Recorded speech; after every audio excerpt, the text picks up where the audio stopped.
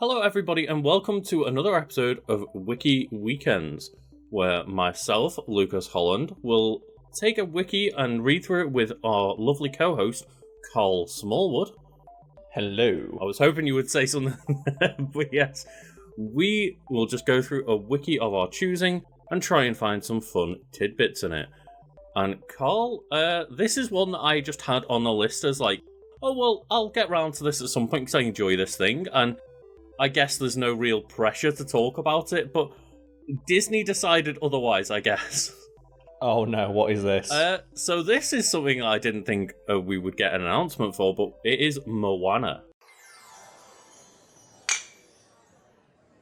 Oh, let's talk about Moana. Yeah, Moana just got like a surprise sequel announcement because it spent like the past 5 years on streaming services being one of the most watched movies of all time. I did see that thing of like, oh my god, this is clearly like a failed TV show turned into a direct-to-DVD movie. We're so back. The 90s Disney Renaissance is back, baby. Apparently, like, it legitimately started as a TV series as well. Like, it started they just spun it, yep, being made for streaming services. You know, the whole spin that they're giving it is like, no, we need to, like, focus in and make sure it's more important for a movie. Like, this is too big to be put on streaming services. But yeah, it does. At the moment, while we're talking about this just being announced, it does have that little feeling of just like, oh no, the straight to DVD movie. Come on, everyone, get in here.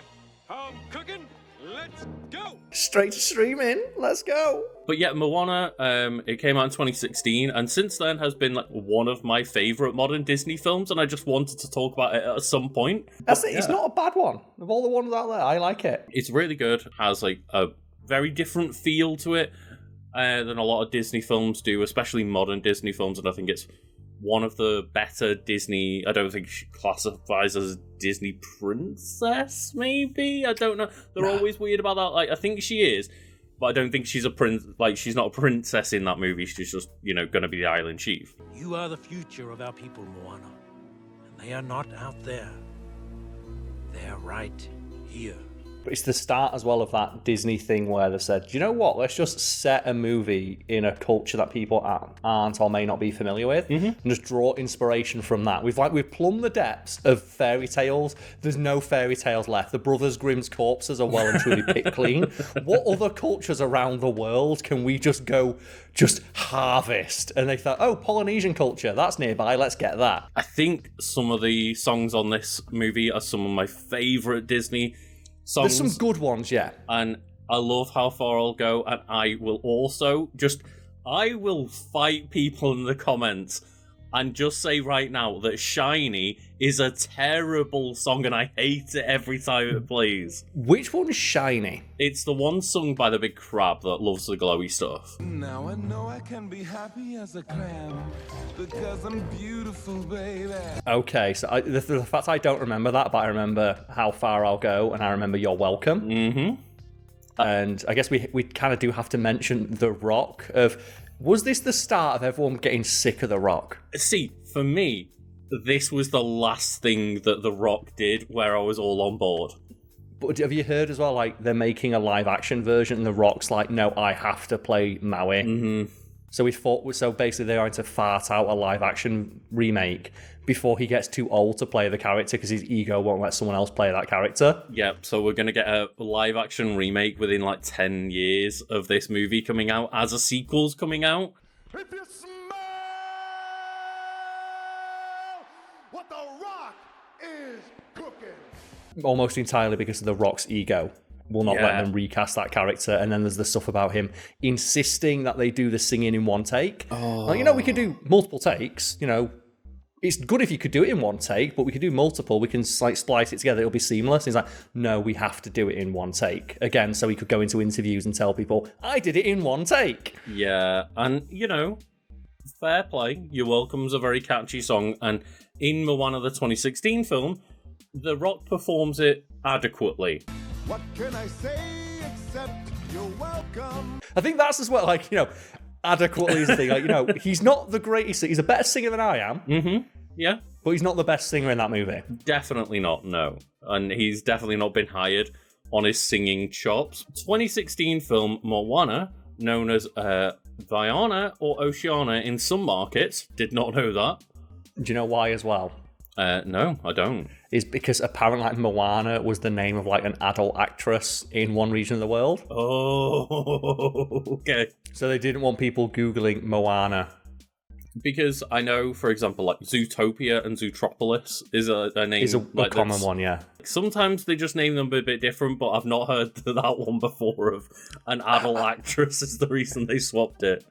I think, have you ever heard like there's that conspiracy theory that I'm inclined to believe that the reason they called Frozen is so that when people Googled Disney Frozen, it stopped coming up with pages on like Walt Disney's head being frozen under Disneyland.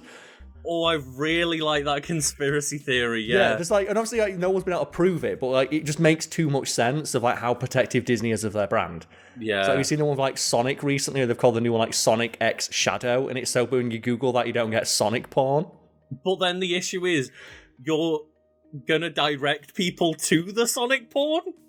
I guess though, if your thing's popular enough, it'll overwrite all of it. It will eventually, but right now you're gonna get kids Googling Sonic X Shadow and be Yeah. Well, that's the one there of they called it Disney's Frozen. So if you Google Disney Frozen, you no longer get conspiracy theories about Walt Disney's head being frozen. And that was a classic, tall tale that I heard as a kid many, many times, is that Walt Disney either got completely cryogenically frozen or that his head is frozen and stuck in Disneyland somewhere. And Disney do not like that rumour. Mm-hmm. I can see why not. Yeah, well, it's like, he's our founder is not frozen as a corpse underneath. Like, if he's anywhere, it's like Mr. House. In like New Vegas. Oh, yeah, just put inside an AI. Yeah, he's like Mr. House, or he's like the Emperor from 40K on like the golden throne shaped like Mickey Mouse. Or, more Disney-friendly Armanzola as well. Look around you. I have never been more alive. And as well, Armanzola is a Nazi, which suits Disney's reputation. That is true. Oh, that... speaking of another thing they like to bury of just all those anti-Semitic and racist things from back in the day. Oh, yeah. Yeah. Oh, Disney. Anyway, Moana is a 2016 American animated musical fantasy adventure film. Oh, dear. Produced by Walt Disney Animation Studios. And released by Walt Disney Pictures. The film was directed by John Musker and Ron Clements, co-directed by Chris Williams and Don Hall, and produced by Osna Shura, from a screenplay written by Jared Bush and a story by Clements, Musker, Williams, Hall, Pamela Rippon, and the writing team of Aaron and Jordan Candell. And holy shit, there's a lot of fingers in that pie. Do you know what I'm getting from that as well? Cohesive vision. Yeah. But single cohesive, and as well, I've noticed as well, there's not a lot of Polynesian sounding names in that list. There's not. Which is often the problem with a lot of Disney films, isn't it? Of oh yes, we're taking inspiration from this culture. Mm-hmm. Have you got anyone from that culture working? It's we've got one person who's in the cast. What about the writing crew? Yeah. Because when I think about that, I think that was a great documentary on the making of the Fresh Prince of Bel-Air, and a lot of the writers on that show were white, and they had to have the black actors just correct them on stuff of that's not what a black person would do. Oh no. I think it was a Thanksgiving episode where they have a pumpkin pie, and the cast that's such a white person thing. We'd have sweet potato pie. Just little things like that. I'm maybe you should have one person in the writer's room who can actually speak to this lived experience. Yeah, that's rough. I thought for some reason in my head that it was Keith David that did Tamatoa. It's Jermaine Clement. Okay. Don't know why I had Keith David in my head. I don't even know if Keith David's in this movie. But for some reason I thought he was. So, you got the voice of Spawn confused with the guy from Flight of the Conchords. Yeah.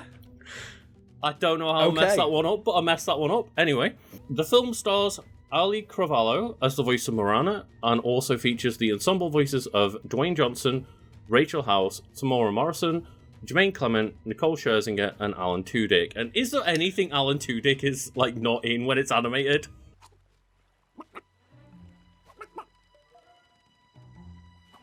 I think it's because he just has such a good voice for he's so good at voice acting that you can get him in. He's a very, very good voice actor, but it does fall into one of those categories that we we mention quite often of there is more than 8 people in the world of voice acting. Yet the film is set in ancient Polynesia and tells the story of Moana, the strong-willed daughter of a chief of a coastal village who is chosen by the ocean itself to reunite a mystical relic within the goddess Te Fiti. Hell, God. And that's the thing, is like, visually it's a very interesting film. Like I said, it takes a lot of inspiration from like Polynesian culture. And something I remember is like, you mentioned some of the voice actors there. I do believe a couple of them reprised their roles for like the Hawaiian language version and I believe the Maori version. I think Tamora Morrison he's Boba Fett, right? Or Jango Fett. Yes. Yeah, because I know he's from New Zealand, I want to say, and he does speak Maori. I believe he reprised his voice for the Maori language version, because obviously we can't set a story like using this culture without releasing it in the language of that culture. I would hope not, yeah. But yeah, Tamora Morrison is from New Zealand, yeah. So I believe he did like the Maori version. I believe the main actress can speak native Hawaiian, so she also voiced her the own Hawaiian version. That's cool, yeah. Yeah, I will say, like, as much as it's a Disney film, the plot is relatively predictable. Disney plot number 3. Yeah, I do enjoy the spin, and I guess spoilers for Moana for anyone that cares, of, the goddess Te Fiti is actually the villain throughout the movie, because the kind of revelation is that, oh, no, you stole the heart of Te Fiti, and yeah, rightly so, they got pissed off and became a villain. And the resolution isn't to fight the evil villain at the end, it's to restore the heart of Te Fiti and bring balance back to the world.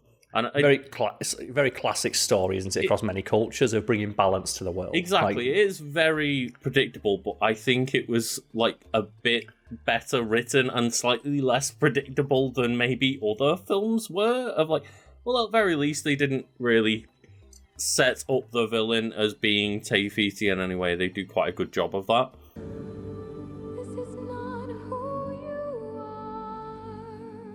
When a blight strikes her island, Moana sets sail in search of Maui, a legendary demigod, in hopes of returning the relic to Te Fiti and saving her people.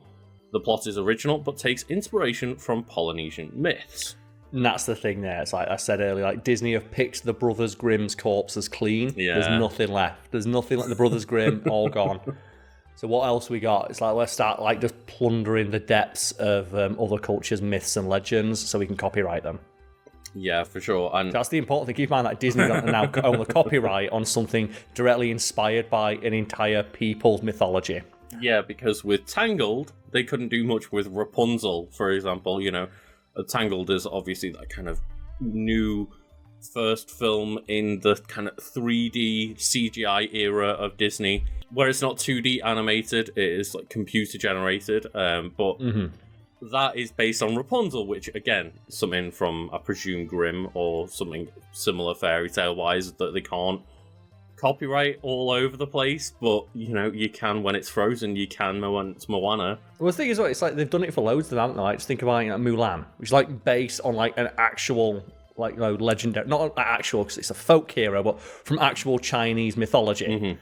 And it's to the point where when they try to remake it closer to the original story that they ripped off, people complained of like, well, it's not got Mushu in it. It's like, Mushu's not in the... This is an actual story from a culture that exists. Yes, but not as a our Disney bastardized version. As a Disney remake, though, Carl, I will very much say that the idea of taking Mushu out of a remake of Disney's Mulan is just ridiculous. I am the guardian of lost souls. I am the powerful, the pleasurable, the indestructible Mushu. But just it was the idea, though, that like this is an actual story that exists in a culture in the world. Disney have bastardized it to the point where people trying to remake and tell a story closer to the actual legend get shit on for not putting the stuff in that Disney do. I agree, but that's not how Disney were marketing that Mulan remake. Yes. They were marketing it as, remember that you love our Disney's Mulan film, TM copyright, with Mushu in it, copyright. And there was no Mushu. But it's interesting to think about, actual people's culture and the stories of those cultures are just being co-opted by Disney and then copyrighted. Look, they've been doing it for nearly 100 years. They're real good at it, Carl. They've started doing it with metaphysical concepts. Like, they've done it with feelings. They did it with the idea of the soul. They've done it with the idea of cars and planes and toys. Soon there'll be nothing left they don't own the copyright on. And that's the thing, is they're good at it. Like, They are. Inside Out, really good movie. Soul, maybe not quite on that same level, but I enjoyed it a lot. And Moana is a really good movie as well. And yeah, a lot of it is unoriginal in the sense that it takes inspiration from a lot of things, or it just takes inspiration from, as you say, like, your inner feelings and emotions. But I bet there is, like, Joe, those tribes in the Amazon that no one's contacted. I bet at least once a year, like, a Disney drone flies over there. oh, Like those ones they say no one can contact them, and they've got like their own unique culture that we've never, like, anthropologists have never documented. I bet Disney drones are like, oh, I bet we've got some good ideas we can nick there. Like, oh god, yeah, little flying Mickey Mouse drones just filming them. And that is the thing.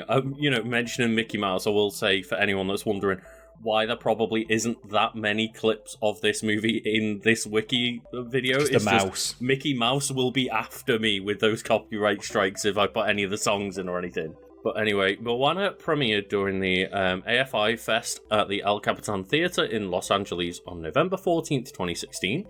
It was released theatrically in the United States on November 23rd. The film received positive reviews from critics, who praised its animation, music, and vocal performances, and the film went on to gross over $687 million worldwide. Hell and yeah.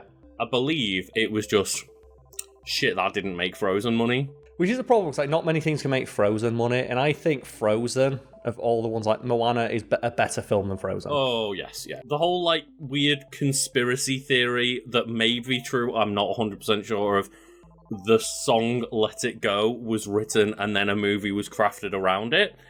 No, it's not that. The story is that the song was originally written for, like, a villain. Right, yeah. But they said, like, the song's too good, the villain can't have the best song, so they rewrote, like, Elsa's character to be more sympathetic. Yeah, because Elsa is and was kind of the villain of that movie, and definitely... Yes, in the early drafts, yeah, it was close to, like, based on the Legend of the Ice Queen, in which she'd have been a more villainous role, but they decided to remix it, because the song was too good. Sorry, it was written for a villain, but the song was too sympathetic. It wasn't like outright villainous, so they said they softened the character of Elsa to continue using that song. There was a really great interview with the person who like wrote it, talking about how they love watching covers of it on YouTube, specifically karaoke versions. And we got asked why. I said, because there's a bit where like Elsa says, "The cold never bothered me anyway," and I love that. Whenever like little girls sing that line, they turn into such like bitchy prima donnas. They go, "The cold never bothered me any." And said, I love that little girls get really into that moment. That's why I wrote it for them. It's this moment where just they completely own it of like, yeah, I'm the one in charge. Girl power. I love Let It Go as a song. I would argue that is, maybe one of the greatest Disney songs of all time. And nah, man, I'll make a man out of you right there. That song is better than, like... The song's better than the film. The song is better than the film, and the song is probably better than any individual song in Moana, but I think Moana is a much better movie overall. Like I said, they rejiggered the film to fit that song, because the song was so good, but they didn't think it fit a villainous character. No, and you can definitely see how Elsa started out as the villain, because she is kind of portrayed as the villain for the first half of the movie still, but a very sympathetic one, as you say. Don't feel.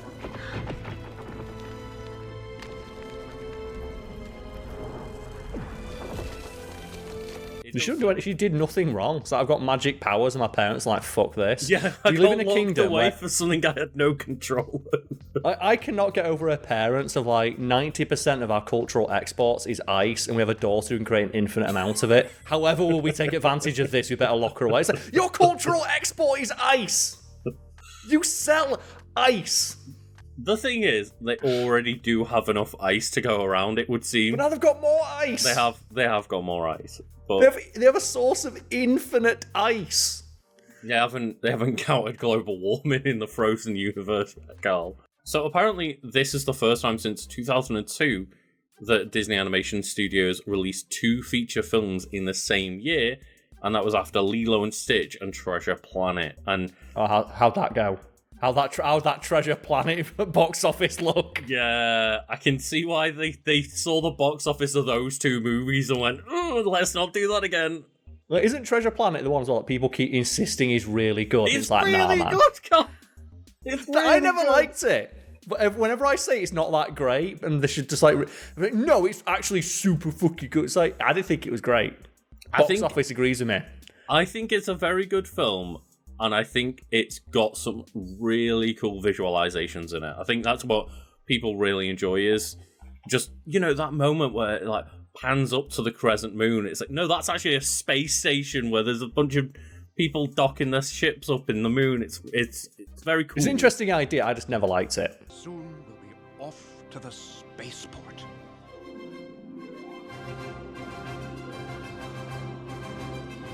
I love Treasure Planet. I will fight you on this one. People get so salty when you say Treasure Planet sucks. They get well mad. I'm going to just end this recording right now. Just get a text later on the train to Sheffield. Coming to fight. At the 89th Academy Awards, the film received 2 nominations for Best Animated Feature and Best Original Song for How Far I'll Go. And a sequel, Moana 2, very, very aptly named, is set to be released in November 2024. It's like while a live-action remake is scheduled for release in June 2025, with Johnson reprising his role in both. And fine to reprise his role, but that live-action remake, as you say, shouldn't be happening yet and should just move on from The Rock. But it's because The Rock's ego will not let it happen. And this is one conversation I wanted to have about this movie is just, as I say, this was the last thing I found The Rock endearing in, and it's so funny to see the past 5 years or so where, the hierarchy has been changed, Carl, and everyone is completely just seemingly flipped on The Rock. I think it's just because, again, it's his ego. It started a few years prior or around the time of, Fast and Furious, where he was the most popular part of those movies because he just has more natural charisma than Vin Diesel. And then there was rumours that it caused friction behind the scenes. Mm-hmm. And it turns out, because everyone was initially on Dwayne Johnson's side because Vin Diesel's a prick. But then it turns out that they had weird stipulations in their contracts. The Rock did not allow himself to take more than one punch in a fight without throwing a punch himself. It's come the fuck, get over yourself. You're near billionaire, super buff, handsome actor. You don't need to have your ego protected like this. And as well, you just see it a lot of the time where, for example, their insistence on saying that they're completely 100% natural in their workouts. It's dude, you have inflated double the size. You're a 50-something-year-old man, and you're the size of an inflated balloon version Lucas, of yourself. Please put in a picture of Dwayne Johnson in Pain and Gain. And then a picture of him when he was in, the WWE and working out every day for his job. It's it cracks me that he insists, no, it's just I eat a lot of chicken. There's no amount of chicken to get your shoulders looking like. Into that chicken that you're ingesting. So funny because, as you say, in the WWE, working out every day, just building up their physique, and they insist that even though it's 10, 20 years on and they've gotten older and should be getting less physically fit, no, they have inflated to double the size. It's ridiculous. And that's the thing, it pisses me off that they insist. It's no, it's all natural. And then they get indignant when you say, well, clearly you've got some help. It's no. It's well, nobody on Earth looks like that whose name isn't, Andre the Giant. Who had, a literal medical condition that made him, 4 times the size of an average human. And then, that wasn't the amount of just vascular muscle that The Rock has. He's got veins popping out of every vein. He just looks like a boulder. It's fitting because he was the boulder. It looks like he's made out of a shoe. Do you reckon in the Avatar live-action remake that we're getting on Netflix that we've got the boulder as the boulder?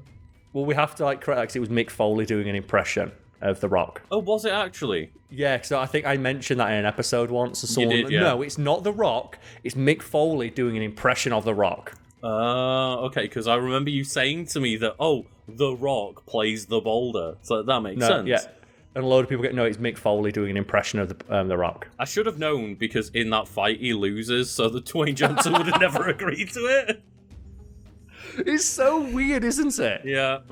Like, what a weird thing of, like, I'm not allowed to lose in my fist fights. And it's like, just have the same sense of humour about yourself that Dave Bautista has. Yes, the superior exactly. acting wrestler. John Cena and Dave Bautista have both actually seemingly got some level of just humour about themselves. And Dave Bautista's the better actor, John Cena's the better comedic actor. Like, John Cena's such a good comedic actor. I can't remember exactly what it was, but I was listening to someone talk about this the other day of apparently John Cena, I think by The Rock, got called like Fruity Pebbles for a while. Oh yeah, so he made his whole brand Fruity Pebbles. And yeah, instead of being a salty, whiny bitch like Dwayne Johnson probably would have been, he just leaned all the way in and got himself put on the box of Fruity Pebbles. Yeah, because like he'd walk around wearing like the bright orange outfits and stuff to be all garish and stuff, so he called him Fruity Pebbles. And John Cena's like, you know what? I'm going to get sponsored by Fruity Pebbles. I'm going to go get some money out of this. Yeah. That's what we can't ignore some of his best lines, like when he's in the Transformers sequels. It's like, I can't be the only one who's suspicious here, right? They're literally called Decepticons. It's in the name. It's just one of those things like, yeah, why has no one noticed that before? Due to the success of the film, Moana was officially added to the Disney Princess franchise and was the 12th addition to the lineup. There's only 12 Disney princesses. Well, maybe again, we were talking about it earlier. It's like so weirdly specific with the Disney princesses. It's similar to like The Rock, of like, yeah, the Disney brand is incredibly protective of the Disney princess brand. For example, like, for years they resisted putting in characters who weren't technically princesses, and it was only very reluctantly that, like, I think, like, technically Merida doesn't count. Merida, yeah. Merida, sorry. I don't remember seeing it written down. I think she now is one of the Disney princesses. Again, like, it's so weird, it's hard to keep track of, and I think for a while they didn't want Mulan to be a Disney princess because she's not a princess. She's technically not, but then people pointed out, it's like, this is a bit fucking, it's a bit white. Yeah. Looking a bit alabaster here. Just like, no, Princess Jasmine's right there, and so's Pocahontas. But, you know, don't worry, we'll add Elsa and Anna both to the list immediately. I've got the list up here, maybe we could do a wiki on it one day, but the official list of princesses, according to the Disney Corporation, which sounds such a weird... According to the Disney... it's Snow White, Cinderella, Aurora, Ariel, Belle, Jasmine, Pocahontas, Mulan, Tiana, Rapunzel, and Merida. And then Moana is right at the end, but she was added later. And then Raya, but it's like technically not, but then again added later after some arguments. And then honorary princesses include Elsa, Anna, Elena, and Mirabelle. Oh wow, okay. And then obviously you've got Vanellope von Schweetz in there. Yep. You've got the Alien Queen in there, obviously. Yeah. There was one that I saw about like, oh well, Loki fits into the because you know that breakdown they do. In Wreck-It Ralph 2, where they're like, oh, have you been like rescued by a handsome prince and all this? And oh, yeah. Loki fits into all of those different questions. Have you ever had true love's kiss? Ew, barf! Do you have daddy issues? I don't even have a mom. Neither do we! There's unofficial princesses. These are characters that people think should stand alongside the pantheon. These include Tinkerbell, Esmeralda, Jane Porter, Alice from Alice in Wonderland, Megara, Kida, and then just like others that could be included include just characters like Daisy Duck, Tiger Lily from Peter Pan, Maid Marian, Vanellope von Schweetz, Thumbelina, Anya from Anastasia. And it is weird to have this kind of chokehold over, well, some of our female princess kind of characters are important, and then fuck the other ones. Which is, and then they had to come up with weird explanations. Well, Mulan's a Disney princess, but she's not a princess. Well, she's the daughter of the chief. It's like, so what about Moana? And then they had to add Moana begrudgingly as well. It's like, why did Disney give such a huge shit about this? Yeah. No one else cares. People just like the characters. The princess line could just be, do we have a female main character in this movie? They are added to the Disney princess line. Do people assume all your problems got solved because a big, strong man showed up? Yes, what is up with that? She is a princess. Yeah, like they even, and they could even make a joke about it, or like write a just schmaltzy line for little girls, like, they embody the spirit of what it means to be a princess, even if they're not royal by blood. Mm-hmm. Like, just put something like schmaltzy like that to make it this thing that you can use to, appeal to little girls. Yeah. And it's just so weird that the company is so weirdly protective of the brand when no one really gives a shit except them, and they correct people very aggressively when they insist that some characters are princesses and others are not. Yeah. Again, it's weird. Disney being protective over branding. That doesn't sound right, Carl. Do you know my favourite one as well is? Do you know why, like, you've got, like, Moana as a princess and, like, Mulan, but not Elsa and Anna? Do you know, like, the stated reason why, according to, like, insiders, why Elsa and Anna are not considered to be princesses, but, like, Pocahontas and stuff is? It's not something to do with their parents dying, is it? It's not. It's because Elsa's colour scheme is blue. Oh, yeah, because they've already got a blue Disney princess that is the same blue as Elsa's blue. And if you put another blue princess in, it would throw off the symmetry. Yeah. And that sounds stupid, but yeah. Again, with such specific branding, that does make perfect sense. Because like, if we had another blonde princess wearing blue, people might mistake them, at least at first glance, for like Cinderella. Mm-hmm. And we don't want the brand of Cinderella. And it's like, Cinderella's not real, and it's not your character, Disney. But they do not want to diminish any brand they own. Which ends up with them, like, diminishing other brands. Because, like, the two characters you could arguably consider to be princesses, because they're both fucking princesses. They're both princesses and stars of 2 Disney films. Soon to be 3, I believe. And just, why is Olaf not a Disney princess? That's a real question. But it's just that thing of the fact, like, and you can 100% believe it with how shitty Disney is. Mm-hmm. You can 100% believe it's because, like, just Elsa's colour scheme is blue, and that's, like, Cinderella's colour scheme. And it almost sounds like something you'd hear, like, an episode like The Real Housewives, doesn't it? You're not allowed to wear my colour. Yeah, that's it. If Disney had any balls, they would make, like, a Housewives of Disney, and they would just, like, put in, like, Cinderella and stuff, and she would be, like, the wine mom, because she's, like, the old one. She'd be, like, the one who's, like, in her 60s and all the plastic surgery drinking wine. No, Carl. If Disney had any balls, they would release a fashion line of all of the Disney princesses' casual outfits from Wreck-It Ralph 2. So this is love. All hail Princess Vanellope, the queen of comfy. No, if they had the ball, like, they would release, like, that Wreck-It Ralph 2, they had a idea to make a Disney princesses TV show where they fought crime. Yeah. And they didn't make it, again, because Disney said, we don't want to diminish the brand of the princesses. It's like, this is the only thing Cinderella's been in 70 years. There's this and there's Kingdom Hearts. Like, children don't know who Cinderella is anymore because they haven't been relevant for just so long. It's like no one gives a fuck about Snow White anymore. Let her just wear her pajamas and fight crime. But anyway, I guess let us know in the comments who your favourite Disney princess is, and if you'd like to argue about that in a certain place, then you can go join our community Discord as well. The link is below in the description. And yeah, we can just fight it out of why Stitch is the best Disney princess after all. I think the Disney princess brand, they should just revamp it and just say it is any female character in Disney that embodies the tropes that we associate with a princess. And just say, like, strong, heroic, stands up for what they believe in, and is always there for their friends. Make it something really generic and schmaltzy like that. I agree. And then you could just... But they'll only do that when Walt Disney's body is thawed out from underneath Disneyland, Carl. Yeah, when Armin Zola gets turned off properly. Anyway, yeah, thank you all for watching. Remember to like, subscribe, and comment and all that jazz. But thank you all for watching and have a lovely day. Thank you. Cheers, Roddy.